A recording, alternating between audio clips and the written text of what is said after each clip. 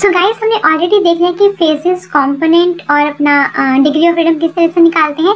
So before we move on to one component system, एक छोटी सी ना इक्वेशन होती है जो आगे यूज होने वाली है हमारे वन कंपोनेंट सिस्टम में। उस इक्वेशन का नाम होता है क्लोसियस-क्लैपेरॉन इक्वेशन।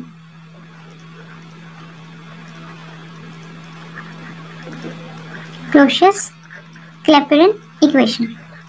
अब ना ये काफी इंपॉर्टेंट है, इस पे क्वेश्चन देखना फ्रीक्वेंट है नेट में भी और गेट में भी, है ना। तो ये काफी इंपॉर्टेंट, स्टार लगा लो और इंपॉर्टेंट लिख लो क्वेश्चन है, क्योंकि फ्रीक्वेंटली आता है इस इक्वेशन से।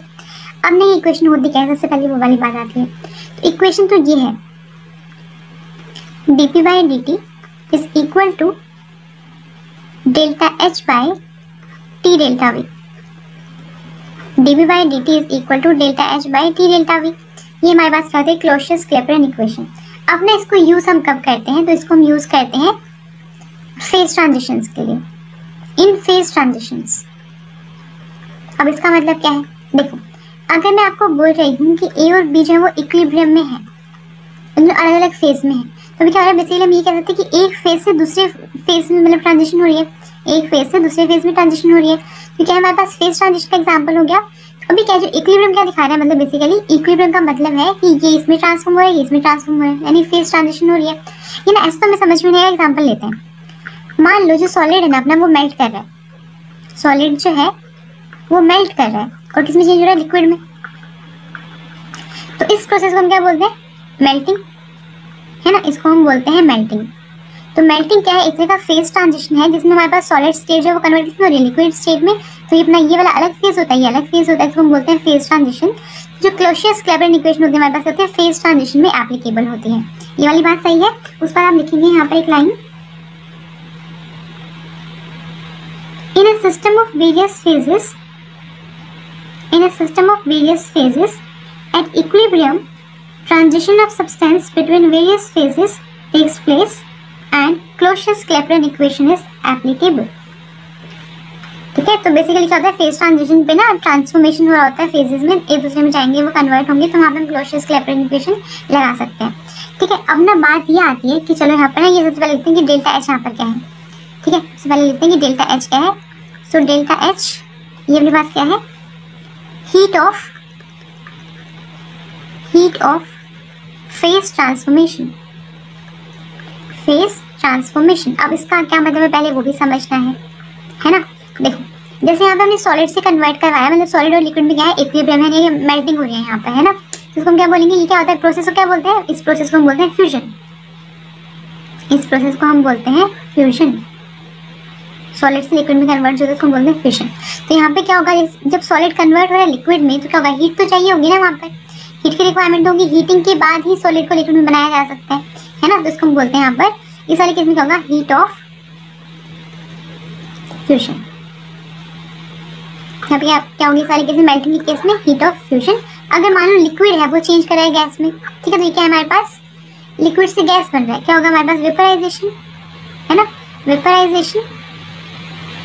इस वाले केस में डेल्टा एच क्या हो जाएगा, heat of vaporisation. Delta H is equal to heat of vaporisation. Suppose solid है जो चेंज करे किसमें, गैस में, ठीक है, हमारे पास सब्लिमेशन। जब सॉलिड जो है वो डायरेक्टली कन्वर्ट होता है किसमें, गैस, क्या बोलते हैं उसको, सब्लिमेशन। तो इस वाले केस में इसको लिखो सब्लिमेशन, और इस वाले केस में अपने पास जो डेल्टा एच है that will be equal to heat of sublimation, that will be equal to heat of sublimation. ठीक है, तो आपको समझ में आया डेल्टा एच क्या है, मतलब जो भी प्रोसेस हमारे पास हो रहे हैं फेज ट्रांजिशन के, इसके लिए कुछ ना कुछ तो एनर्जी चाहिए होगी, है ना। उसी एनर्जी को हम बोल रहे हैं हीट ऑफ फेज ट्रांसफॉर्मेशन। अब वो किस तरह का ट्रांसफॉर्मेशन है वो हम देखेंगे, फ्यूजन है, वेपराइजेशन है, सब्लिमेशन है, वो जैसा भी होगा उसकी वैल्यू आपको मिलेगी क्वेश्चन में। ठीक है, पी क्या है, या फिर डीपी लगा लो, DP is equal to, DP लगा लो, ये वैसे वाला डीपी लग रहा है, व्हाट्सएप वाली DP. Okay, so DP is equal to change in pressure, change in pressure, and dP is equal to change in temperature, change in temperature. Okay, ठीक है अपना, T जो टेम्परेचर ही है, temperature at which T is equal to temperature at which phase transformation is taking place। क्योंकि जब phase transform अगर हो रहा है तो वहाँ पे कुछ ना कुछ टेम्परेचर तो होगा ना, उसी टेम्परेचर को हम बोल रहे हैं यहाँ पे, वो T की वैल्यू है। ठीक है, temperature at which phase transformation is taking place, और क्या बचा, delta V. Delta V is equal to V2 minus V1। अब V2 क्या है? V2 is equal to molar volume, molar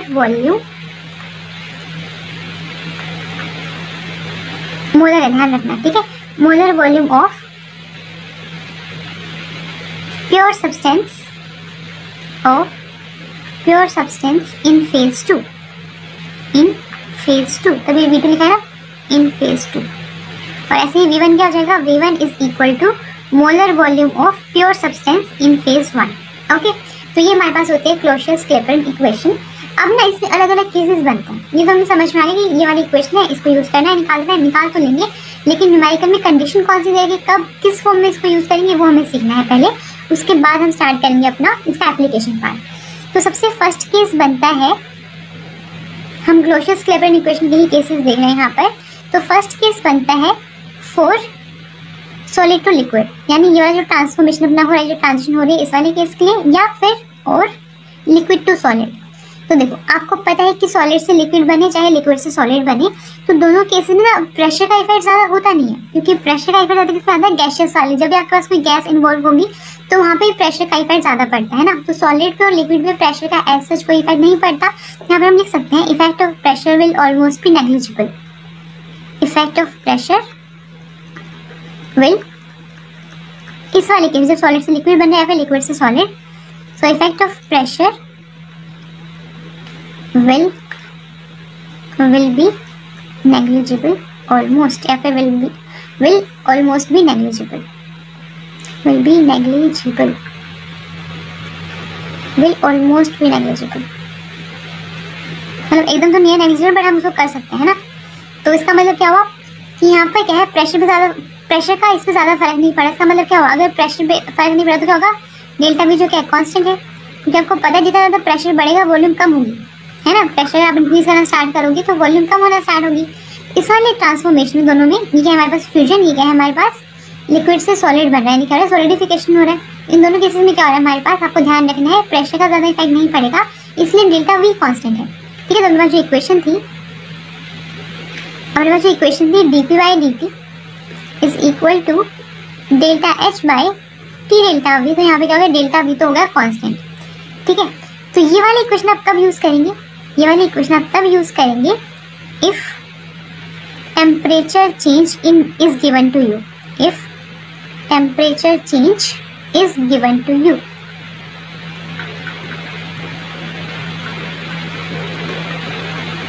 अगर आपको टेम्परेचर चेंज दे रखा है, टेम्परेचर चेंज का मतलब क्या होता है कि जब आपके पास ये प्रोसेस हो रही है, जब फ्यूजन हो रहा है, यहाँ पे सॉलिड से लिक्विड में कन्वर्जन हो रही है, उस टाइम पे यहाँ से यहाँ तक में कितना टेम्परेचर चेंज आया। तो अगर आपको टेम्परेचर चेंज दे रखा होगा तो आप डायरेक्टली ये वाले इक्वेशन यूज़ करेंगे, ठीक है। लेकिन अगर आपको दो अलग अलग टेम्परेचर दे रखे हैं, अब देखो ये तो हो गया फर्स्ट वाला केस अपना, जब आपको टेम्परेचर चेंज गिवन तो ये वाले यूज़ करेंगे। सेकेंड आप लिखेंगे if two temperatures are given to you, if two temperatures are given, if two different temperatures are given, if two different temperatures are given, मतलब T1 पे करवाया, T2 पे करवाया, ऐसे करके ना दो आपको टेम्परेचर दिए हो, तो उस वाले केस में क्या करेंगे, उस वाले केस में मैं T2 और T1 की बात आ जाएगी ना। टू टेम्परेचर मतलब T1 और अपना T2 आपको गिवन है, ठीक है। इस वाले केस में क्या करेंगे, देखो इस वाले केस में करनी पड़ेगी इंटीग्रेशन। कैसे करें, टेम्परेचर को इस तरफ ले जाओ, dP is equal to delta H by T into delta V into dt। ये हो गया, हमें ना दो अलग अलग टेम्परेचर गिवन है, तो हमें देखना पड़ेगा, इंटीग्रेट करेंगे पूरी टेम्परेचर रेंज पे। हमने मान लिया जब टेम्परेचर T1 होगा तो मान लो प्रेशर भी तो कुछ चेंज करेगा, क्योंकि प्रेशर और टेम्परेचर तो इनडायरेक्टली रिलेटेड आपस में। तो टेम्परेचर अपना T1 है तो प्रेशर P1 होगा, और ये क्या होगा, जब ये P2 होगा तो ये T2 हो गया होगा, है ना। तो हमें अगर अलग अलग टेम्परेचर दे रखे, आप करोगे इसको इंटीग्रेट करोगे, ओके।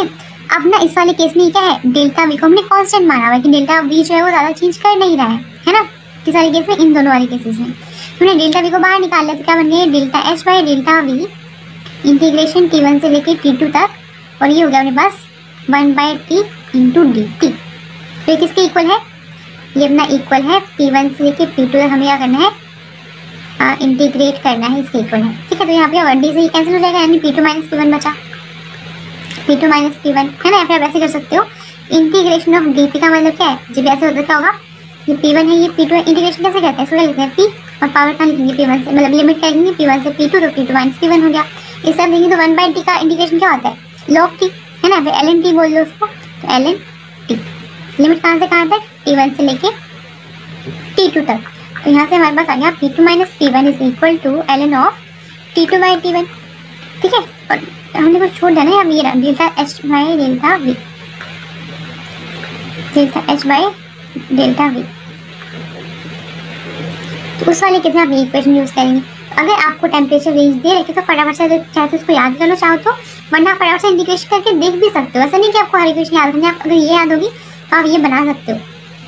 कब लगाओगे, अगर दो डिफरेंट टेम्परेचर दे रखे हैं तो आप ये लगाएंगे, अगर टेम्परेचर चेंज दे रखा है तो आप ये वाला लगाएंगे। इसलिए ना कि टेम्परेचर यहाँ temperature changes by 20 degree Celsius suppose ऐसे दे रखा है, तो आपको चेंज गिवन है, आपको अलग अलग टेम्परेचर नहीं गिवन। ठीक है, तो उस वाले केस में आप ये लगाएंगे। अगर आपको मतलब जब ये देगा तो ये लगाएंगे, और जब अलग अलग टेम्परेचर गिवन तो आप ये वाला लगाएंगे, ये वाली इक्वेशन। ठीक है, अब चलते हैं अपना सेकंड वाला केस। उसमें क्या है, सेकंड वाला केस है जब या तो सॉलिड से लिक्विड मतलब सॉलिड से गैस बन रहा हो, मतलब उसमें गैस इंक्लूड करेंगे तो डेल्टा वी को कांस्टेंट नहीं कर सकते, प्रेशर का इफेक्ट पड़ेगा। या तो सॉलिड से गैस बन रहा हो और लिक्विड से गैस बन रहा हो, या फिर वाइस वर्सा, मतलब गैस से सॉलिड और अपना गैस से लिक्विड। इस वाले केस में क्या होगा, pressure will surely effect, pressure का इफेक्ट पक्का होगा।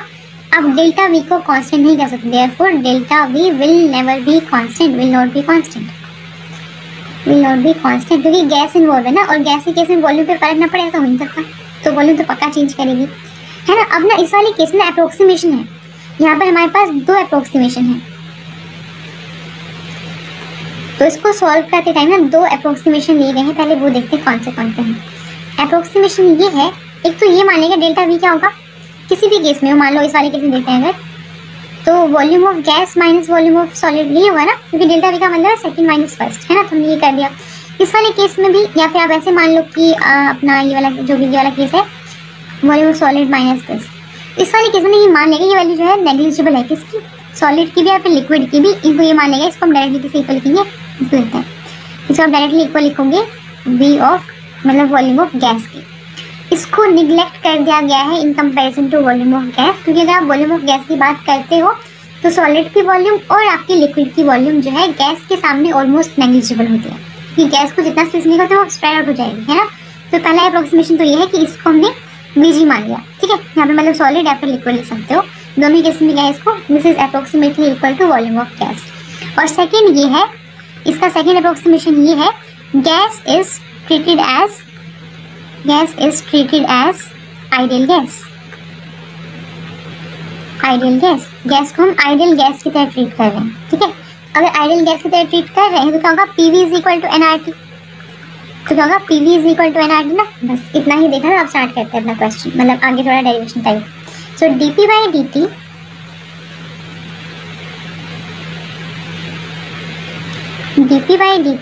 इज इक्वल टू क्या होता है, delta H by T delta V, है ना। तो हम ना डेल्टा वी को क्या लिख सकते हैं, तो लिख ही दिया अप्रोक्सीमेशन लेके, है ना, वी जी यानी वॉल्यूम ऑफ गैस। इसे लिख सकते हैं वॉल्यूम ऑफ गैस को एनआरटी बाई पी, है ना, इसको लिख सकते हैं यहाँ से वॉल्यूम क्या लिखनी है, एनआरटी बाई पी, लिख देते हैं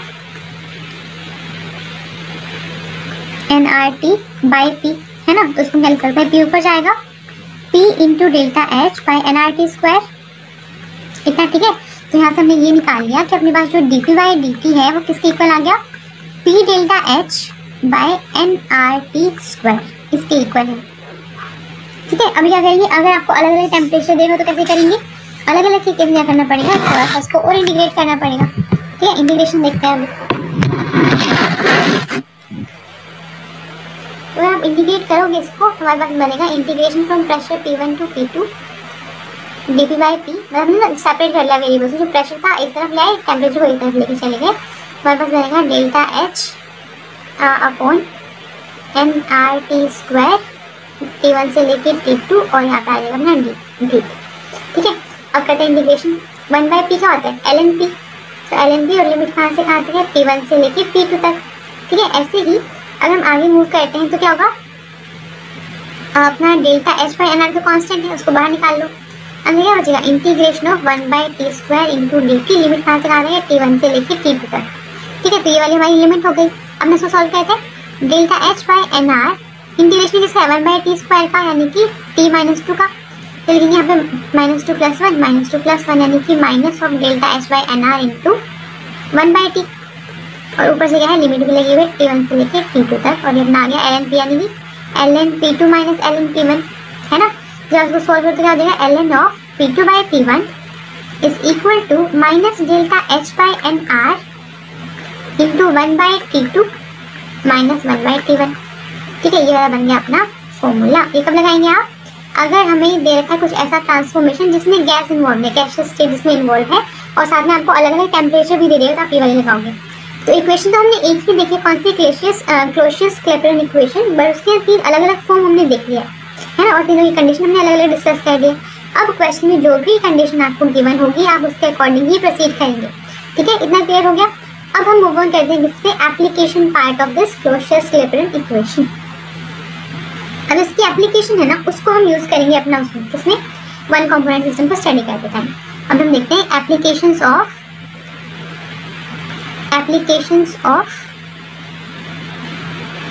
क्लोसियस, एक ही एप्लीकेशन है, एप्लीकेशन ऑफ क्लोसियस-क्लैपेरॉन इक्वेशन। स्पेलिंग गलत हो गया, आप देख लेना, क्लैपेरॉन इक्वेशन कैसे हमें देना है, एप्लीकेशन वाला पार्ट। तो हमने ना ये देखा कि अगर मान लो सॉलिड से लिक्विड बन रहा है, ठीक है, तो इक्वेशन क्या होगी, dp/dt is equal to delta H by T into volume of liquid minus volume of solid, यही होगा, है ना। तो अगर इस वाले केस में मतलब जो फ्यूजन हो रहा है यहाँ पे सॉलिड से लिक्विड जो बन रहा है, इस वाले केस में अगर आपके पास ये हो, if volume of solid is greater then, या फिर जो जनरली होता है उसको लिखते हैं, volume of liquid is greater than volume of solid, जो कि मोस्ट ऑफ द केसेस में होता भी है, जो कि मोस्ट ऑफ द, एक देखो यहाँ पे ट्रू फॉर, ये वाली जो कंडीशन है, true for most of the substances, most of the substances, ये जो वॉल्यूम है वो लिक्विड की ही ज़्यादा होगी, है ना। अगर ये वाला केस है यहाँ पर, तो क्या होगा, ये वाली टर्म पॉजिटिव आएगी, है ना, ये वाली टर्म क्या होगी, पॉजिटिव आएगी, वीएल की वैल्यू ज़्यादा होगी, मतलब वॉल्यूम ऑफ लिक्विड जो है वो ज़्यादा हो गई है, तो ये वाली टर्म तो पॉजिटिव आएगी। हम ये बोल सकते हैं, ये पॉजिटिव टेम्परेचर तो वैसे ही पॉजिटिव होता है, डेल्टा भी है, क्योंकि कंज्यूम होगी ना कि यहाँ पर, तो ये पॉजिटिव आएगी। तो हमने यहाँ से निकाला कि dp/dt क्या होगा, पॉजिटिव होगा।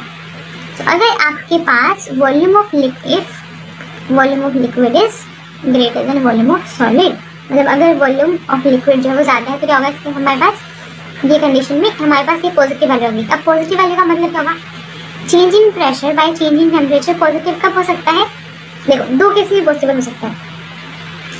एक तो मान लो इनिशियल प्रेशर था P1, फाइनल है P2, इनिशियल टेम्परेचर था T1, अब है T2। अगर हम ये वाला केस कंसीडर कर लें तो हम dt क्या हो जाएगा, P2 minus T1 divide by T2 minus T1। तो इस वाली टर्म को पॉजिटिव होने के लिए क्या इंपॉर्टेंट है कि प्रेशर जो है वो ज़्यादा होना चाहिए P1 से, है ना, यानी जो P2 है वो क्या है, ज़्यादा होना चाहिए P1 से, और T2 क्या होना चाहिए, ज़्यादा होना चाहिए T1 से। इसी वाले केस में ये वाली वैल्यू पॉजिटिव आएगी, नीचे वाली डिनोमिनेटर की वैल्यू पॉजिटिव आएगी, तो क्या होगा, पॉजिटिव आएगा, है ना। या फिर क्या हो, या फिर ये होना चाहिए कि P1 जो है अगर वो ज़्यादा है सपोज P2 से, तो फिर T1 को भी ज़्यादा होना पड़ेगा, किससे, T2 से। ऐसा क्यों, क्योंकि अगर ये ऐसा हो तो ऊपर वाली टर्म नेगेटिव आएगी, नीचे वाली भी नेगेटिव आएगी, तो ओवरऑल क्या हो जाएगा, ओवरऑल हमारे पास हो जाएगा पॉजिटिव। तो ऐसे हम ये बोल सकते हैं कि देखो अगर प्रेशर ज़्यादा है P2 वाला, तो टेम्परेचर भी ज़्यादा है, तो हम ये बोल सकते हैं, ये अपना प्रोसेस कौन सा है, सॉलिड से लिक्विड, यानी मेल्ट हो रहा है ना, ये मेल्टिंग का प्रोसेस है ना ये। तो हम ये बोल सकते हैं कि अगर आप टेम्परेचर इंक्रीज करोगे, ये वाला अगर आप मतलब क्या होगा, हम देख रहे हैं टेम्परेचर अगर बढ़ रहा है तो प्रेशर भी बढ़ रहा है, यानी ये हो गया कि अगर आप टेम्परेचर इंक्रीज करोगे, या फिर आप ऐसे बोलो कि if you increase the pressure, अगर आप प्रेशर इंक्रीज करते तो मेल्टिंग पॉइंट क्या करेगा, मेल्टिंग पॉइंट भी इंक्रीज करेगा। इस वाले केस में if pressure is increased, melting point, जिस टेम्परेचर पे ये मेल्ट कर रहे हैं, मेल्टिंग पॉइंट ऑल्सो इंक्रीजेस। अगर प्रेशर इंक्रीज करे तो मेल्टिंग पॉइंट भी इंक्रीज करेगा, क्योंकि क्या है देखो, अगर P2 ज़्यादा है तो फिर मान लो T2 भी ज़्यादा ही होना चाहिए, तो क्या होगी, वैल्यू पॉजिटिव आएगी।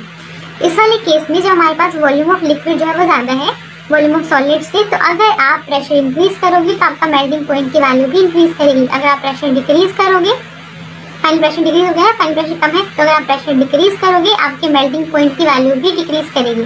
इतना क्लियर हो गया। अब ना ये मोस्ट ऑफ द सब्सटेंसेस में क्या होता है, ट्रू होती है ये वाली सिचुएशन।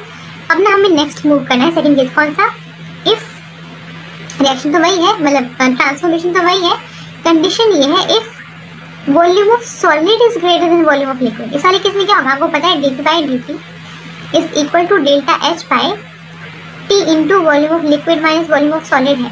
अगर वॉल्यूम ऑफ सॉलिड ज्यादा तो ये टर्म नेगेटिव हो गई, ये टर्म पॉजिटिव है, ये भी पॉजिटिव होगा। हमारे पास आया यहाँ से ये कि dp by dt is equal to negative है, इज इक्वल टू नेगेटिव है। तो इस वाले केस में क्या करेंगे, इसका मतलब ये होगा कि अगर आप प्रेशर बढ़ा रहे हो तो क्या होगा, देखो हमें लिया P2 minus T1 by T2 minus T1, इसको करना है नेगेटिव। ये नेगेटिव कब होगा, इसके नेगेटिव होने के चांस तभी है कि अगर हमारे पास T1 की वैल्यू ज़्यादा हो T2 से, ऊपर टर्म नेगेटिव होगी और T2 का चाहिए ज़्यादा होना चाहिए T1 से, ठीक है, तो पॉजिटिव आएगी, नेगेटिव आएगी वैल्यू, है ना। ऐसा आप एक काम कर सकते हैं। तो ये वाला केस हो गया। सेकंड केस कौन सा है कि P2 तो ज़्यादा रही P1 से, बट हमारे पास T2 कम हो जाए T1 से, क्या होगा, नीचे टर्म नेगेटिव है तो ओवरऑल होगा नेगेटिव हो जाएगा। तो यहाँ से कंक्लूजन ये आता है कि अगर आप प्रेशर इंक्रीज करते हो, अगर आप प्रेशर इंक्रीज करते हो तो आपका फाइनल टेम्परेचर डिक्रीज करेगा, यानी कि आपका मेल्टिंग पॉइंट जो है वो डिक्रीज कर जाएगा, मेल्टिंग पॉइंट डिक्रीज करेगा, ठीक है। अब ऐसा कौन से केसेस में होता है, जो पहले वाला हमने देखा था उस वाले केस में क्या था, प्रेशर बढ़ाने से मेल्टिंग पॉइंट भी इंक्रीज करेगा और वो मोस्ट ऑफ द सब्सटेंसेस में ट्रू होता है। लेकिन जो ये वाला केस है यहाँ पे क्या होता है, वॉल्यूम ऑफ सॉलिड को हम ज़्यादा मान लेते हैं। कौन सी केस में होता है, इस एग्जाम्पल होता है हमारे पास आइस, यानी वाटर वाला केस है ये, आइस के केस में, गैलियम के केस में, आइस, गैलियम एंड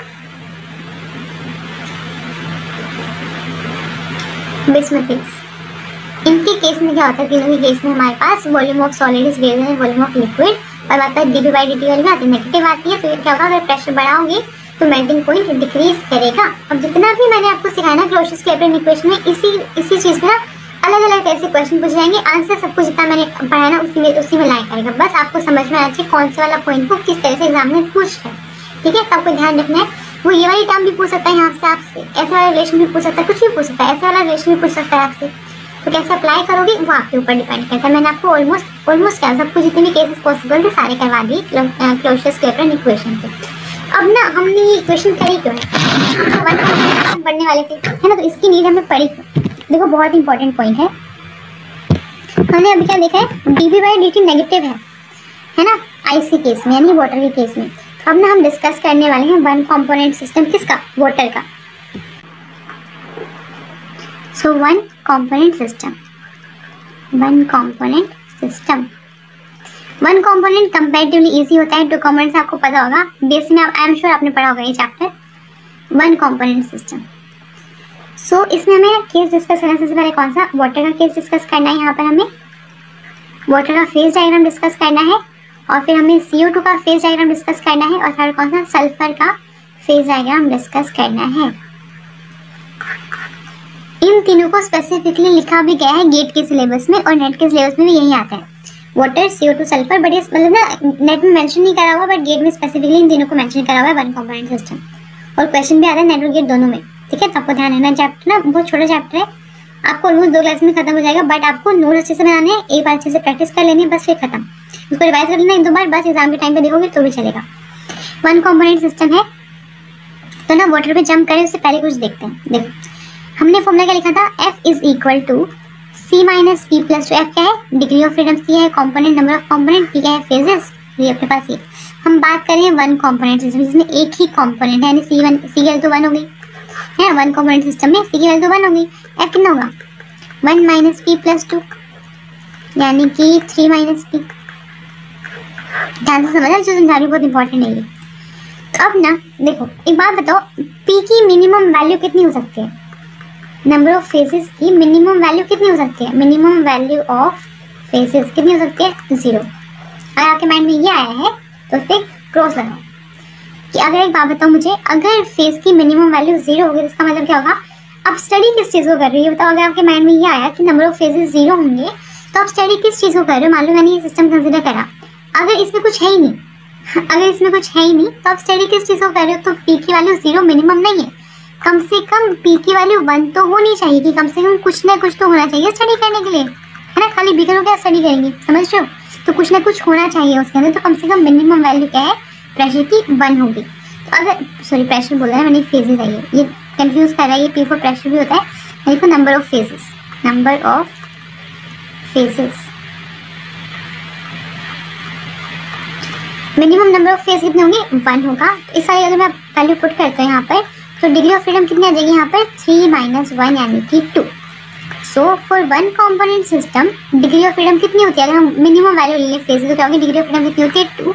यानी कि आपको अब 2 का मतलब क्या होगा, अगर आपके पास डिग्री ऑफ फ्रीडम 2 आई है, इसका मतलब ये है कि वन कंपोनेंट सिस्टम में किसी पॉइंट को एक्सप्लेन करने के लिए आपको 2 इंडिपेंडेंट वेरिएबल्स की जरूरत होगी। किसी भी पॉइंट को एक्सप्लेन करने के लिए आपको 2 इंडिपेंडेंट वेरिएबल्स की जरूरत होगी। अब उसमें टेम्परेचर और प्रेशर भी हो सकता है। अब वो 2 इंडिपेंडेंट वेरिएबल होंगे कौन से, टेम्परेचर प्रेशर हो सकता है, टेम्परेचर कंसंट्रेशन हो सकता है, प्रेशर कंसंट्रेशन हो सकता है, या फिर कौन सा बचेगा, कौन सा वाला केस, बस हो गए सारे है ना, प्रेशर कंसंट्रेशन। हाँ, तो ये वाले 3 केस हो सकते हैं। इन दोनों में से आप कोई भी यूज़ करके, या कभी ये यूज़ कर लो या फिर ये यूज़ कर लो या फिर ये यूज़ करके हम क्या कर सकते हैं, निकाल सकते हैं। मतलब डिग्री ऑफ फ्रीडम क्या होता है 2। ओके, अभी ना आगे देखते हैं। अब हम ड्रॉ करते हैं फेज डायग्राम। अब हम ड्रॉ करेंगे फेज डायग्राम किसका, वाटर का पढ़ेंगे हम फेज डायग्राम। पहले एक चीज़ समझो, मतलब किसी भी सिचुएशन को, किसी भी पॉइंट को डिफाइन करने के लिए हमें 2 इंडिपेंडेंट वेरिएबल्स की ज़रूरत पड़ने वाली है। तो जनरली हम क्या करते हैं, हम ना यूज़ करते हैं टेम्परेचर और प्रेशर को, हम ना इन दोनों को यूज़ करते हैं। तो बेसिकली आपका जो डायग्राम बनेगा, जब आप डायग्राम बनाओगे तो उसमें यहाँ पर हम टेम्परेचर लेंगे, यहाँ पर हम प्रेशर लेंगे और बीच में दिखाएंगे कि किस तरह से फेज ट्रांसफॉर्मेशन हो रही है। ठीक है, तो सबसे पहले डिस्कस करते हैं फेज डायग्राम ऑफ वाटर।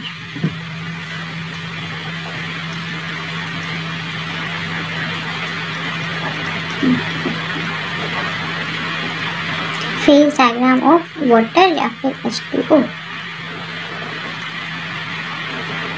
ये है इसका फेज डायग्राम। पहले देखो कैसे कैसे बनता है, क्या क्या चीज़ें होती हैं वो हम बाद में देख लेंगे, पर पहले बनाओ इसको। मैं आपको समझाती हूँ एक पॉइंट कैसे बनेगा।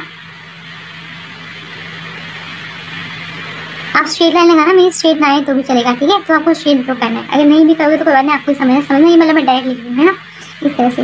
इसमें क्या होता है, हमारे पास ये फेज डायग्राम कुछ ऐसे दिखता है। यहाँ पे हमारे पास होता है प्रेशर और यहाँ पे होता है हमारे पास टेम्परेचर, ठीक है। अब ना ये कुछ ऐसा दिखता है,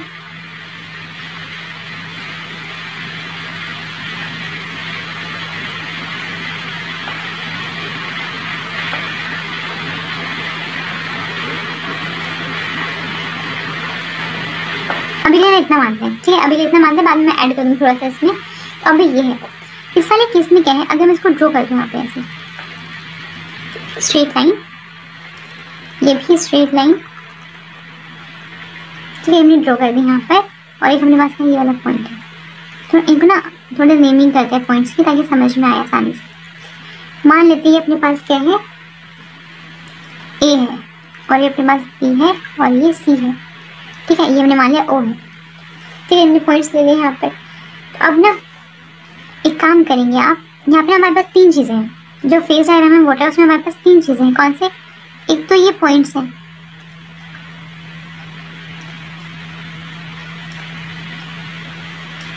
ठीक है, सबसे बड़ा पॉइंट कौन सा है, ये वाला, ठीक है। एक हमारे पास ये एरिया है, कौन सा वाला एरिया, ये वाला एरिया, एक ये वाला एरिया है, एक ये वाला एरिया है, और एक ही नीचे वाला एरिया है, ठीक है। तो हमारे पास 3 एरिया यहाँ पे अवेलेबल है। तो हमारे पास वाटर के फेज डायग्राम में 3 चीज़ें होती हैं, एक होते हैं अपने एरिया, एक होता है क्या कर्व, ये वाला जो कर्व है हमारे पास, ये AO curve, OC curve, OB curve, ठीक है। तो हमारे पास यही कहते हैं कर्व्स होते हैं, एरियाज कर्व्स कहते हैं पॉइंट्स होते हैं, ठीक है। ये हमारे पास, तो हमें ना तीनों को डिस्कस करना है डिटेल में अभी अच्छे से। तो पहले इसको हटाते हैं, समझ में आएगा ना एरिया क्या होता है, इसको हमने हटा दें यहाँ से। अगर हमने ऐसे ड्रॉ करें तो अलग से बनाना है, जो आगे बनाऊंगी मैं, ठीक है। हमारे पास ये एरिया हो गया, तो हम चलते हैं आगे। देखो जो ये वाला पार्ट है ना अपना नीचे वाला, कौन सा AOB, इसे नीचे वाला क्या है हमारे पास, वेपर, यहाँ पे क्या होता है, वेपर होता है, ठीक है। और ये AOC यहाँ पे क्या होता है, लिक्विड होता है, AOC है लिक्विड लाइक करता है, लिक्विड एग्जिस्ट करता है। और यहाँ पे ये BOC, ये क्या है हमारे पास, सॉलिड, ये क्या है हमारे पास, सॉलिड, एकदम ठीक है। उसके बाद ना ये तो हो गया। अब हमारे पास ये वाला पॉइंट क्या है, OA OC OB, ये क्या है उनको भी देखते हैं। सबसे पहले काम करते हैं, पहले एरिया डिस्कस करते हैं, ठीक है। सबसे पहले हम डिस्कस करें एरियाज। सो कोई भी एरिया कंसीडर कर लो, चाहे आप कंसीडर करो AOB, चाहे आप कंसीडर करो AOC, या फिर आप कंसीडर करो BOC। तीनों ही केसेस में क्या है, हमारे पास एक ही फेज एग्जिस्ट कर रहा है। हम ना ये वाला एरिया पूरा कंसीडर करें, जैसे मालूम अगर बात करती हूँ AOB की ना, तो नीचे वाला एरिया कंसीडर कर रहे हैं। एक सेकेंड, हम ये एरिया कंसीडर करें, ये वाला एरिया, ये वाला एरिया कंसीडर कर रहे हैं, ठीक है। तो जब आप एरिया कंसीडर करें ऐसे वेपर यानी सिर्फ गैसियस फॉर्म में प्रेजेंट है हमारा वाटर, ठीक है। तो इस वाले केस में हमारे पास स्पेस कितना है, इस वाले केस में जब ये एरिया बात कर रहे हैं हम, चाहे आप ये वाला ले लो चाहे ये वाला ले लो। अगर ये लोगे तो क्या हमारे पास यहाँ पे लिक्विड प्रेजेंट है ना, पूरे एरिया में कैसे लिक्विड ही प्रेजेंट, तो हमारे पास स्पेस कितना होगा, हर एरिया में फेज 1 ही है। यहाँ पे सिर्फ लिक्विड प्रेजेंट है इस वाले एरिया में, यहाँ पे सिर्फ वेपर प्रेजेंट है, यहाँ पे सिर्फ क्या है, सॉलिड प्रेजेंट है ना, यहाँ पे हमारा सॉलिड प्रेजेंट है। तो फेज तो कितना हो गया, फेज तो 1 हो गया, क्योंकि कोई कुछ और है ही, सिर्फ एक ही फेज हमें दिख रहा है, तो फेज हो गया 1। कॉम्पोनेंट कितना है, कॉम्पोनेंट तो सिर्फ वाटर ही है, कॉम्पोनेंट हम 1 कॉम्पोनेंट पढ़ ही रहे हैं। अब हम निकालेंगे डिग्री ऑफ फ्रीडम, F कितनी हो जाएगी, C minus P plus 2, C कितना है 1 माइनस P कितना है 1 प्लस 2 यानी कि 2। इस वाले केस में एरिया में हमारे पास डिग्री ऑफ फ्रीडम आई है 2। अब इसका क्या मतलब है वो हमें समझना है कि डिग्री ऑफ फ्रीडम का 2 आने का रीज़न क्या है। डिग्री ऑफ फ्रीडम 2 होने का मतलब है कि इन तीनों में से किसी भी एरिया में अगर आपको कुछ डिफाइन करना है, अगर आपको कोई पॉइंट डिफाइन करना है, देखो यहाँ पे 2 variables are needed, 2 variables are needed, are required, लिख लो 2 variables are required to define a point, to define a point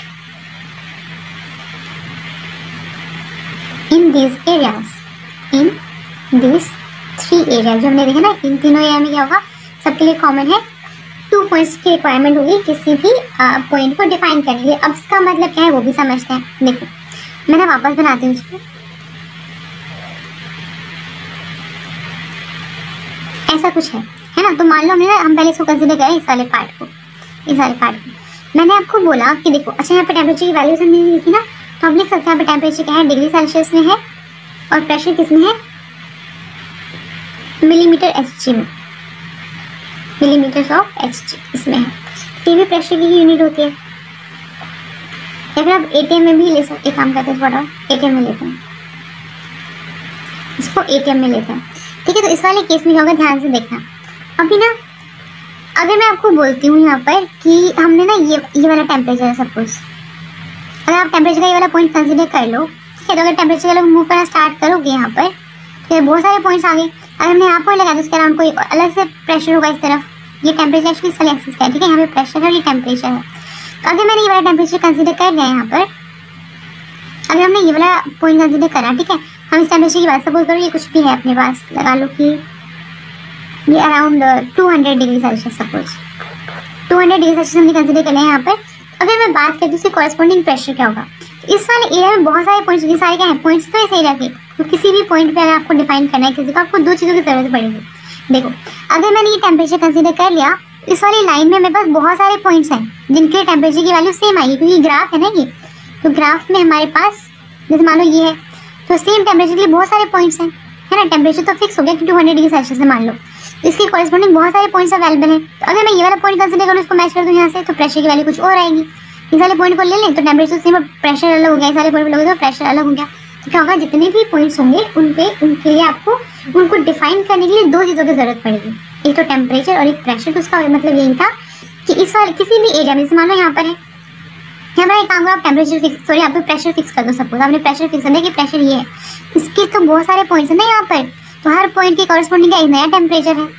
तो हर पॉइंट के लिए आपको 2 चीज़ें चाहिए होंगी हर पॉइंट को एक्सप्लेन के लिए, तो टेम्परेचर से कॉरेस्पॉन्डिंग, एक उसके कॉरेस्पॉन्डिंग प्रेशर। तो यही मतलब है डिग्री ऑफ फ्रीडम का। इतना समझ में आया। अभी हम चलते आगे, ये सब सारे एरियाज के लिए मतलब सेम वैलिड रहेगा। अब हम बात करते हैं किसकी, कर्व्स की। जो हमने कर्व ड्रॉ करें OA OB OC, इनका क्या मतलब है और यहाँ पे एक्चुअल में हो क्या है, तो डायग्राम फिर से ड्रॉ करें, एक सेकेंड देखते हैं। ये अपना ऐसे, इस लाइन पे ध्यान देना, ये बहुत इंपॉर्टेंट है। ये ऐसे है और ये ऐसे है ना, ऐसा बन रहा है अपना वाटर का डायग्राम ना, फेज डायग्राम।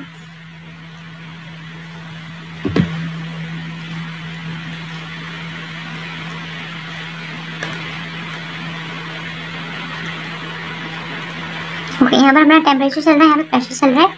ठीक है, अब हम बात करें, हमने क्या लिखा था, इसको ए लिखा था, इसको बी लिखा था, इसको सी, और ये अपना ओ था, है ना। हमने बात करें इन कर्व्स की, ओ ए कर्व्स हम लिखते हैं, सेकेंड वाला कौन सा अपना, हम कर्व्स की बात कर रहे हैं। ठीक है, कौन सा curve, O A, O B and O C, इन तीनों कर्व्स की हम बात कर रहे हैं। ठीक है, इस वाले केस में कैसे डिस्कस करेंगे, आपको निकालना बेसिकली कि डिग्री ऑफ फ्रीडम कितनी होगी यहाँ पर। तो देखो, हमने देखा था कि अपने पास ना, अगर हम बात करते हैं ये वाला एरिया, तो यहाँ पर क्या था, लिक्विड, यहाँ पे क्या था, वेपर, है ना, यहाँ पे क्या था, सॉलिड, है ना। तो अगर मैं बात करती हूँ इस वाले कर्व की, जो हमारे पास ओ ए कर्व है, तो मैंने खराब कर दिया इसको, बट ये ओ ए कर्व जैसे नहीं पहले वैसे ही है। ठीक है, अगर हम बात कर रहे हैं ओ ए कर्व की, तो इस वाले कर्व पे क्या है, लिक्विड और वेपर जो है वो, लिक्विड और वेपर जो है वो इक्विलिब्रियम में है। ठीक है, लिक्विड और वेपर जो है वो इक्विलिब्रियम है, तो वेपर को गैस लिख सकते हो आप, लिक्विड और गैस जो है वो इक्विलिब्रियम में है।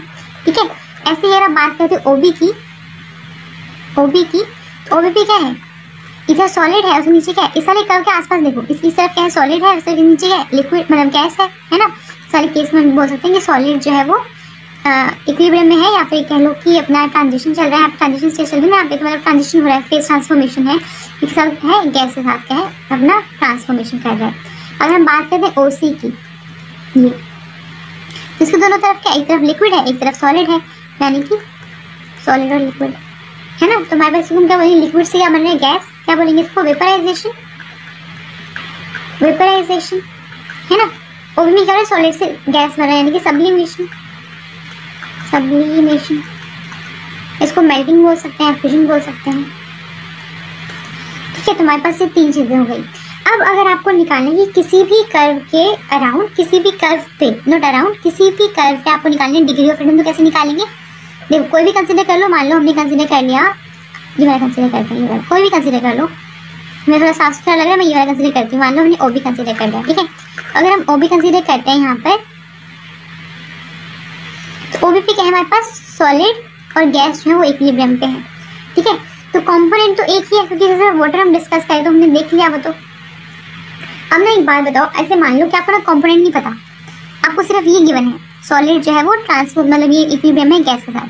ठीक है, तो कैसे निकालोगे कंपोनेंट्स, तो हमने कंपोनेंट निकालने का हमने क्या देखा था, नंबर ऑफ क्या निकालेंगे पहले, कंपोनेंट हम निकालें तो कॉन्स्टिट्यूएंट्स कितने हैं, 1 2 माइनस क्या, इक्विलिब्रियम कंडीशन तो कितना हो गया, 1 ना, वैसे भी आप निकालें तो भी 1 ही आएगा, और वैसे हमें पता है 1 कंपोनेंट सिस्टम ही है ये, है ना। तो कंपोनेंट हमारे पास कितना आ गया, 1। आपको पता है फेज की बात करते हैं, है ना, फेजेस कितने हैं यहाँ पर, एक सॉलिड है, एक लिक्विड फेज है, 2 फेजेस हो गए, तो डिग्री ऑफ फ्रीडम कितनी हो जाएगी, c minus p plus 2, c कितना है 1, माइनस प्रेशर कितना है 2 प्लस 2, यानी कितना है 1। डिग्री ऑफ फ्रीडम जो है किसी भी कर्व पे 1 है। इसका मतलब ये कि किसी भी कर्व पे किसी पॉइंट को डिफाइन करने के लिए आपको सिर्फ एक इंडिपेंडेंट वेरिएबल की रिक्वायरमेंट होगी, आपको दोनों नहीं चाहिए होंगे। इसका मतलब ये है, to define a point at any curve you will need only one independent variable, not two। सिर्फ एक से आप डिफाइन कर सकते हो, कैसे करेंगे एक्सप्लेन वो देखते हैं पहले। मान लो मैंने ये कर्व पे ना कोई पॉइंट ले लिया, ये वाला, ठीक है, तो ये वाले कर्व पे क्या है, अगर मैं आपको ये टेम्परेचर फिक्स कर दूँ, ये वाला यहाँ पे टेम्परेचर, तो क्या होगा, आपको सिर्फ एक ही की रिक्वायरमेंट है इस पर। अगर आपको एक पता होगा तो भी काम चल जाएगा, क्योंकि आपको अगर मान लो मैंने ये पॉइंट लिखा है यहाँ पर, ठीक है, इस पॉइंट के अराउंड मैं बोला कि टेम्परेचर इतना है, तो ठीक है, अगर मैंने टेम्परेचर बता दिया, इसी कॉरेस्पॉन्डिंग ले लोगे प्रेशर। तो इस वाले किसी भी कर्व पर आपको एक पॉइंट पता है तो आप क्या करते हो, उसके कॉरेस्पॉन्डिंग प्रेशर खुद से ले सकते हो। टेम्परेचर पता है तो प्रेशर निकालोगे, प्रेशर पता है तो टेम्परेचर निकालोगे। ठीक है, तो यहाँ पे क्या है, किसी भी कर्व पे सिर्फ आपको किसी भी पॉइंट डिफाइन होगी, सिर्फ एक चीज़ की रिक्वायरमेंट होगी, दोनों में से कोई भी हो सकता है वो, मतलब किसी भी एक इंडिपेंडेंट वेरिएबल की नीड होगी। इसलिए यहाँ पे क्या है, डिग्री ऑफ फ्रीडम जो है वो 1 है। ये समझ में आए। अब हम बात करते हैं पॉइंट की, सबसे इंपॉर्टेंट पॉइंट कौन सा, ओ। यहाँ पे ओ क्या है, पहले वो देखते हैं। एक बार लास्ट टाइम ड्रॉ करते हैं फेज डायग्राम, ये है और ये कुछ इस तरह से है।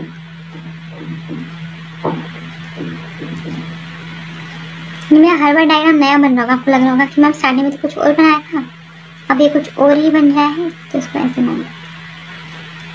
ठीक है, हम इस तरह से ले जाएंगे, ये है। ठीक है, यहाँ पर अपना चल रहा है प्रेशर, यहाँ पर चल रहा है अपना टेम्परेचर। ओके, इस वाले केस में ये था अपना ए, ये बी, ये ओ एंड ये सी, ठीक है ना। तो इस वाले केस में क्या है, हमारे पास जो ओ होता है ना, इस ओ को हम बोलते हैं triple point. O is the triple point, triple point.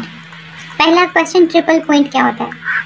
Triple point वो पॉइंट होता है यहाँ पे मैक्सिमम फेजेस जो होते हैं वो इक्विलिब्रियम में होते हैं। तो यहाँ पे हमारे पास ओ पे क्या होता नहीं है एक्चुअली क्या है, सॉलिड, लिक्विड और गैस जो है वो इक्विलिब्रियम में होते हैं, ठीक है। Solid, liquid and gas are in equilibrium. इसका मतलब ये कि आइस, वाटर, लिक्विड वाला वाटर और साथ में वेपर, ये सारे क्या है इक्विलिब्रियम। इसको हम क्या बोलते हैं, ट्रिपल पॉइंट। सो वाटर का ट्रिपल पॉइंट कितना होता है, उसकी वैल्यू लिखो ध्यान से, इंपॉर्टेंट वैल्यूज है। सो triple point of water is 0.0075 degree Celsius and 4.58 millimetre Hg pressure. इतना प्रेशर होगा और अगर इतना टेम्परेचर होगा तो ही हम बोलेंगे क्या है वो वाटर का ट्रिपल पॉइंट, ठीक है। तो यहाँ पे ना ये टेम्परेचर भी फिक्स है और अपना टेम्परेचर भी फिक्स है और अपना प्रेशर भी फिक्स है, यानी कि यहाँ पे डिग्री ऑफ फ्रीडम कितने आने वाली है, 0 आने वाली है, क्योंकि दोनों चीज़ें फिक्स है, कुछ भी वेरी नहीं करेंगे, क्योंकि हम इंडिपेंडेंट वेरिएबल कितने सारे वो हम निकाल रहे हैं डिग्री ऑफ फ्रीडम से, है ना। यहाँ पे क्योंकि दोनों चीज़ें फिक्स हैं तो कुछ भी वेरी नहीं करेगा, तो बस अपने पास कितने आएगी, 0 आएगी। निकाल के देखते हैं। कॉम्पोनेंट तो एक ही है, अगर हमें नहीं भी पता होता तो भी हम निकाल देते कैसे, 1 2 3 कॉन्स्टिट्यूएंट्स हो गए, इक्विलिब्रियम कितने, 2, कॉम्पोनेंट में यहाँ पे 1 आ रहा है और अपने पास फेजेस कितने हैं, सॉलिड, लिक्विड, गैस, 3 फेजेस हो गए। तो अपना क्या निकालना है, डिग्री ऑफ फ्रीडम ना C minus P plus 2, C कितना है 1, माइनस प्रेशर कितना है 3, प्लस 2 कितना हो गया 0। यानी कि इस वाले पॉइंट पे इसको डिफाइन करने के लिए वो किसी की नीड नहीं है, ये अपना इंडिपेंडेंट है। इसको इसके टेम्परेचर भी फिक्स्ड है, ये ना मतलब ये टेम्परेचर भी फिक्स है इसके ऊपर और ना प्रेशर भी फिक्स है, ठीक है। तो इसको फर्क नहीं पड़ता, इसको डिफाइन करने के लिए कुछ नहीं चाहिए, एक भी इंडिपेंडेंट वेरिएबल की नीड नहीं है, दोनों की वैल्यू फिक्स्ड होते हैं यहाँ पर, ठीक है। सो हम क्या बोलते हैं, नॉन वेरिएंट। क्योंकि देखो अगर आपके पास डिग्री ऑफ फ्रीडम की वैल्यू 5 तो क्या होगा, मोनो वेरिएंट, मतलब कोई एक चीज़ चाहिए होगी इसको डिफाइन करने के लिए, mono variant. F is equal to क्या, bi variant, F is equal to 0 तो नॉन वेरिएंट, कोई वेरिएशन नहीं होगी, नॉन वेरिएंट।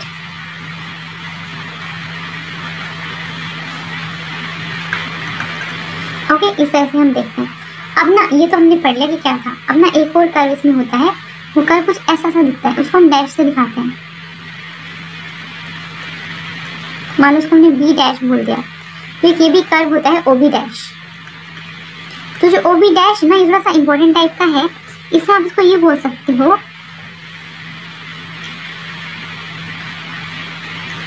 आप ये लिख सकते हो यहाँ पर अलोंग, ये ना वैसे ए से निकलेगा तो कुछ भी लिखो, बी डैश लिखो, ए डैश लिखो, कुछ भी लिखो, बस मैं बोल रही हूँ ये वाला कर्व है आपका, ठीक है। So along OB dash super cooled liquid, लिखो सुपर कूल्ड लिक्विड, ऐसा लिक्विड सो बहुत ज़्यादा कूल कर दिया गया है, super cooled liquid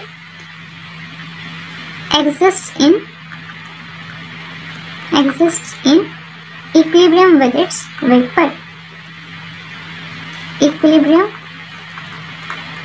with its vapors, ठीक है। तो ये वाला कर्व ऐसा है जिससे अपना जो सुपर कूल्ड लिक्विड है वो एग्जिस्ट करता है इक्विलिब्रियम में अपने वेपर के साथ में, ठीक है। तो इतना क्लियर हो गया। तो ना यहाँ पे भी क्या होगा, कर्व जैसे ही है, बाकी ये भी वैसा ही है। हम ये बोल सकते हैं सुपर कूल्ड लिक्विड है, सुपर कूल्ड लिक्विड क्या कर रहा है, वेपर का क्या है, इक्विलिब्रियम में है यहाँ पर, है ना। तो जैसे बाकी कर्व्स में था, यहाँ पे भी क्या होगा, डिग्री ऑफ फ्रीडम 1 ही आएगी, जैसे मैंने पहले निकाला बिल्कुल वैसे ही, ठीक है। तो डिग्री ऑफ फ्रीडम कितनी आएगी, 1 आएगी, जैसे मैंने पहले निकाला बिल्कुल वैसे ही। कॉम्पोनेंट 1 फेजेस 2 और अपने पास डिग्री ऑफ फ्रीडम 1, ठीक है, वैसे मैंने निकाल लिया। तो ये तो क्लियर हो गया। अब ना इंपॉर्टेंट पॉइंट है, इसमें अगर आप कोई इम्प्योरिटी ऐड कर दो या कुछ भी बाहर से कुछ ऐड कर दिया, फिर थोड़ी आइस ऐड कर दो अगर, तो क्या होगा, ये मर्ज हो जाएगा किसमें, OB में। ये जो कर्व था अपना वो मर्ज हो जाएगा किसमें, OB में। अच्छा, पहला क्वेश्चन ये भी आएगा कि सुपर कूल्ड लिक्विड क्या होता है, तो ब्रैकेट में लिख लो इसकी डेफिनेशन। सुपर कूल्ड लिक्विड होता है a liquid below it's freezing point, a liquid below it's freezing point in liquid form इसको सुपर कूल्ड लिक्विड। क्योंकि देखो जब फ्रीजिंग पॉइंट आ गया तो फ्रीजिंग करने मतलब फ्रीज होना स्टार्ट होगा, लेकिन पूरा तो फ्रीज हुआ नहीं होगा, है ना, कुछ तो लिक्विड बचा होगा, उसको क्या बोलते हैं, सुपर कूल्ड लिक्विड, उसको हम बोलते हैं सुपर कूल्ड लिक्विड। ओके, तो हाँ मैं बोल रही थी कि अगर कोई मतलब मान लो कि आइस डाल दिया आपने इसके अंदर, क्योंकि कुछ तो आइस बन चुका है ना, कुछ अपने पास लिक्विड बचा हुआ है, अगर आपने कुछ आइस उसके अंदर ऐड कर दी या फिर कोई इम्प्योरिटी बाहर से ऐड कर दी सुपर कोल्ड लिक्विड के अंदर, तो वो क्या करेगा, मर्ज हो जाएगा किसमें, ओबी में, ओबी में मर्ज हो जाएगा। तो फिर क्या होगा, लिखो इन प्रेजेंस ऑफ आइस और any other impurity super cold liquid changes into solid ice, solid ice में चेंज हो जाएगा and curve OB dash merges into OB, OB में मर्ज कर जाएगा, ओबी डैश जो है वो ओबी में मर्ज कर जाएगा। इतना ठीक है। चलो ये तो हमने देख लिया। अब ना एक लास्ट क्वेश्चन बचा है हमारे पास फेज डायग्राम से, वो क्या है कि इसको ऐसे क्यों बनाया गया है। एक्चुअली में क्या है, आपका स्लोप है ना, ये स्लोप है, change in pressure with change in temperature, क्या है स्लोप, और ये कैसी है, नेगेटिव। ये ऐसे कौन से स्लोप होते हैं, नेगेटिव होते हैं ना, पॉजिटिव कौन से होते हैं, ऐसे वाली हम देखा ना स्टार्टिंग में सीख लिया था। ये तो हमारे पास क्या है, नेगेटिव स्लोप है। इसका मतलब क्या है कि हमारे पास जो वाटर का अपना फेज डायग्राम होता है, उस वाले केस में अगर आप प्रेशर इंक्रीज करोगे तो मेल्टिंग पॉइंट डिक्रीज करेगा, अगर आप इसी बात कर रहे हो तो। ठीक है, वही वाला केस हमने डिस्कस करा था कि dp by dt जो था क्लोसियस-क्लैपेरॉन इक्वेशन में, वहाँ पे क्या था, वाटर के केस में क्या होता है, volume of solid is greater then liquid. तो क्या होगा, इस वाले केस में ये वाली वैल्यू नेगेटिव आएगी, यानी dp by dt is negative. इस वाले केस में अगर आप प्रेशर इंक्रीज करोगे तो आपका टेम्परेचर यानी जो मेल्टिंग पॉइंट है वो डिक्रीज करेगा। ठीक है, इसी चीज को डिफाइन करता है ये वाला कर्व। तो ये बहुत इंपॉर्टेंट है, इसी कर्व पे सिर्फ इसी कॉन्सेप्ट पे कि dp by dt value negative होती है, इसी कॉन्सेप्ट पे बहुत सारे क्वेश्चंस देखने को मिलेंगे आपको प्रीवियस ईयर क्वेश्चंस में। तो ये काफी इंपॉर्टेंट है, ठीक है, इसका आप ध्यान रखेंगे। तो यहाँ पर अपने पास जो फेज डायग्राम था वाटर का वो तो कंप्लीट होता है, लेकिन एक चीज और बच गई, वो मैं यहाँ पर ड्रॉ करने का ट्राई करते हैं। देखो जो मैंने ये लाइन्स यहाँ पे ड्रॉ कर रखी है, ये वाली डैश डैश वाली लाइन है, क्या है यहाँ पे, क्या है, ये वाला प्रेशर कॉन्सेप्ट का क्रिटिकल प्रेशर, क्रिटिकल प्रेशर क्या है, क्रिटिकल टेम्परेचर। अपना क्वेश्चन ये आता है कि क्रिटिकल प्रेशर और क्रिटिकल टेम्परेचर क्या होते हैं। यह जो भी प्रेशर है क्या है, क्रिटिकल प्रेशर इस लाइन के लॉन्ग है ना, और यहाँ पे इस तरफ क्या है, क्रिटिकल टेम्परेचर, यहाँ से लेके यहाँ तक क्रिटिकल टेम्परेचर, ये इस लाइन के लॉन्ग, यानी जो भी टेम्परेचर हम बोलते हैं क्रिटिकल टेम्परेचर। अब ये क्या होता है, देखो क्रिटिकल टेम्परेचर वो होता है जिसपे अपनी जो गैस है वो लिक्विफाई होना स्टार्ट होती है, या फिर इसी चीज़ को ऐसे भी बोलते हैं, क्रिटिकल टेम्परेचर वो टेम्परेचर है जिसके ऊपर आप गैस को लिक्विफाई नहीं कर सकते। जैसे मान लो एग्जाम्पल से समझते हैं, कोई गैस है A, ठीक है, उसका critical temperature suppose 5 degree Celsius. ये सो है क्रिटिकल टेम्परेचर, तो इसका मतलब ये है कि 5 डिग्री सेल्सियस पे वो क्या करना स्टार्ट करेगी, वो लिक्विफाई होना स्टार्ट होगी, यानी जो गैस है वो लिक्विड में कन्वर्ट होना स्टार्ट होगी। तो अगर टेम्परेचर 5.5 भी है या फिर 6 डिग्री भी है, तो आप गैस को मतलब इस 5 डिग्री के ऊपर उस गैस को लिक्विफाई नहीं कर सकते, उसको ये उसका क्या है, क्रिटिकल टेम्परेचर। तो दो तरीके होते हैं डेफिनेशन, तो ऐसे बोल दो कि इस वाले ये वाला वो टेम्परेचर है जिस पे आपका जो गैस है जो आपकी वो लिक्विफाई होना स्टार्ट होगी, या फिर ये बोल दो कि ऐसे वाला temperature above which you cannot liquefy the gas, मतलब आप गैस को लिक्विफाई नहीं कर सकते हो। ठीक है, वो क्या होगा आपका क्रिटिकल टेम्परेचर, फिर कॉरेस्पॉन्डिंग जो प्रेशर होगा उसमें क्या होगा, क्रिटिकल प्रेशर। ठीक है, तो ये था अपना वाटर का फेज डायग्राम। अब क्योंकि हमने फेज डायग्राम सीख लिया है वाटर का, तो हमारे लिए फेज डायग्राम जो CO2 है वो भी डिफिकल्ट नहीं है, बिल्कुल सिमिलर होता है, वो भी मैं आराम से कर लेंगे। So phase diagram of CO2, phase diagram of CO2, carbon dioxide का जो अपना फेज डायग्राम था वो कैसा दिखता है। तो ये ना ऑलमोस्ट क्या मतलब बिल्कुल ही सिमिलर होता है वाटर के, except the behaviour towards fusion curve. जो फ्यूजन कर्व का बिहेवियर होता है वो डिफरेंट होता है, बाकी बिल्कुल अपना वाटर जैसा ही होता है। फ्यूजन कर्व कौन सा, जिसमें सॉलिड से ही लिक्विड बन रहा है, जो अपनी स्लोप वाली बात होती है वहाँ पर। तो इस वाले केस में क्या आता है, dp by dt जो है वो पॉजिटिव आता है। अब मैं ऐसे ध्यान रखिए जो dp by dt में नेगेटिव किसके साथ, सिर्फ 3 एग्जांपल हैं, अपना आइस, कैलियम और बासमती। ठीक है, ये इसमें होता है dp by dt is negative, तो अब स्लोप नेगेटिव हो जाती है। इस वाले केस में बाकी सब कुछ सेम है, सिर्फ आपको स्लोप को पॉजिटिव दिखाना है। तो कैसे बनेगा, पहले ये ऐसे आया था ना, अभी ऐसे जाएगा।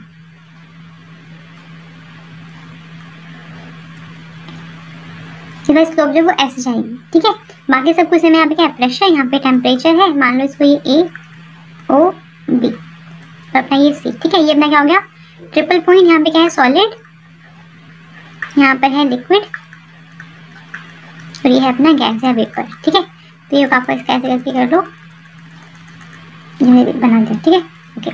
अब ना ये क्रिटिकल टेम्परेचर और प्रेशर हो गया। इंपॉर्टेंट क्या है कि इस वाले एरिया में, चेंज करते हैं कलर, इस वाले एरिया में डिग्री ऑफ फ्रीडम कितनी होगी, तो जैसे पहले थी 2, यहाँ पे भी 2 ही होगी, ठीक है, बिल्कुल वैसे निकालेंगे। अलोंग द कर्व, कोई भी कर्व ले लो, उसके अलोंग कितनी होगी डिग्री ऑफ फ्रीडम, यहाँ पे 1 होती है। और यहाँ पे ट्रिपल पॉइंट पे कितनी होगी, ट्रिपल पॉइंट पे देखते हैं, इस वाले पॉइंट पे, ट्रिपल पॉइंट पे कितनी है ये degree of freedom 0, degree of freedom कितनी होगी 0, ठीक है, ये दोनों फिक्स हो गए यहाँ पर। तो अगर हम बात करते हैं कि ट्रिपल पॉइंट कितना होता है CO2 का, तो टेम्परेचर होता है, ये वाला टेम्परेचर जो है वो ट्रिपल टेम्परेचर, मतलब ट्रिपल पॉइंट पे टेम्परेचर होगा, ये कौन सा, अपना प्रेशर वाला। तो इस वाले केस में, CO2 के केस में आपका टेम्परेचर होता है -56.6 डिग्री सेल्सियस और प्रेशर होता है 5.11, ये क्या है आपका ट्रिपल पॉइंट, किसका, CO2 का। ट्रिपल पॉइंट पे क्या होगा, सॉलिड, लिक्विड और गैसियस CO2 जो है वो इक्विलिब्रियम में एग्जिस्ट करेंगे, ठीक है। बस इंपॉर्टेंट क्या था, इंपॉर्टेंट ये था कि CO2 के केस में volume of solid is less than volume of liquid, इसकी वजह से मेरे पास डेल्टा V क्या होता है, पॉजिटिव होता है, इसलिए अपनी dp/dt भी क्या है, इसकी स्लोप, मतलब जिसको स्लोप बोले वो क्या है, वो भी पॉजिटिव है, ठीक है। इसका मतलब क्या होगा, अगर आप प्रेशर इंक्रीज करोगे तो मेल्टिंग पॉइंट भी इंक्रीज करेगा, टेम्परेचर भी इंक्रीज करेगा, यानी कि मेल्टिंग पॉइंट भी इंक्रीज करेगा, ठीक है। तो अभी की क्लास में इतना काफी है, आपको असाइनमेंट मिलेगा वो आपको करना है, और नेक्स्ट क्लास में हम सल्फर वाला पोर्शन देखेंगे, मतलब जितना भी चैप्टर बचा आपको नेक्स्ट क्लास में कंप्लीट करवा दूंगी, ठीक है। तो एक तरह से ये लगा सकते हैं, ये तो आपको फर्स्ट क्लास का ही पार्ट है ना, तो हमने 2 क्लासेस में हम ये फेज इक्विलिब्रियम कंप्लीट कर लेंगे। तो एटलीस्ट जो लॉस आपका थोड़ा सा आपको लगेगा कि चलो एटलीस्ट एक चैप्टर हो गया, मुझे भी थोड़ी सेटिस्फेक्शन मिलेगी कि ज़्यादा लॉस नहीं हुआ, हमने एक चैप्टर कवर कर लिया क्वेश्चंस के साथ में। Happy learning.